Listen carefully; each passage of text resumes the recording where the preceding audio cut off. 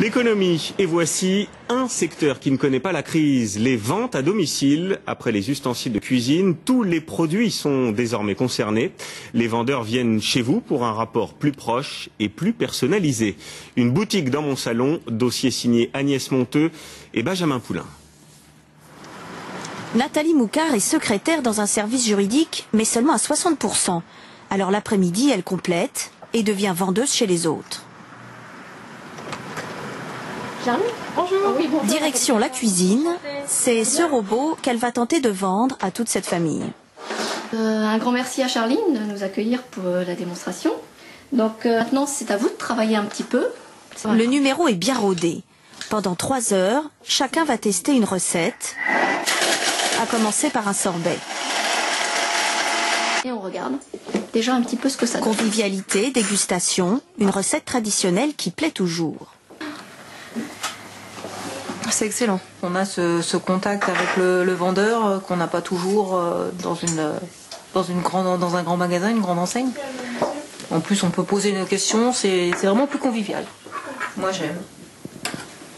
Une pâte brisée et un plat plus tard, c'est la question centrale. Est-ce que quelqu'un souhaiterait éventuellement acquérir le Thermomix ce soir ? Moi, je suis intéressée. Le 35e appareil vendu en un an, malgré son prix, près de 1 000 €. Vous pensiez en vendre autant ? Pas du tout. Alors pas du tout, je suis la première surprise et agréablement surprise. Ces ventes à domicile, on les croyait un peu vieux jeu. Ça rappelle les années 70, les réunions Tupperware organisées entre copines via le bouche à oreille, l'ancêtre de toutes ces ventes directes. Alors on a enlevé les jartelles, bien sûr. 40 ans plus tard, les articles se sont diversifiés.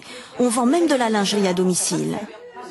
Ces ventes directes bondissent de près de 10% chaque année depuis 8 ans. Un succès en temps de crise, quand les clientes ont justement besoin d'attention. Ouais, il faut faire pareil. J'aime bien être dans un petit cocon. Là, on prend vraiment soin de moi. On se laisse aller, en fait. Et ça permet de masquer nos petits défauts physiques. Donc, on se trouve belle.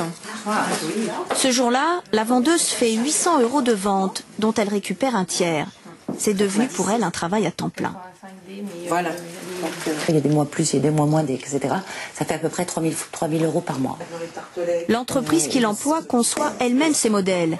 Elle n'a aucun intermédiaire et est devenue l'entreprise la plus rentable de France. De quoi envisager de tripler ses employés d'ici 2 ans.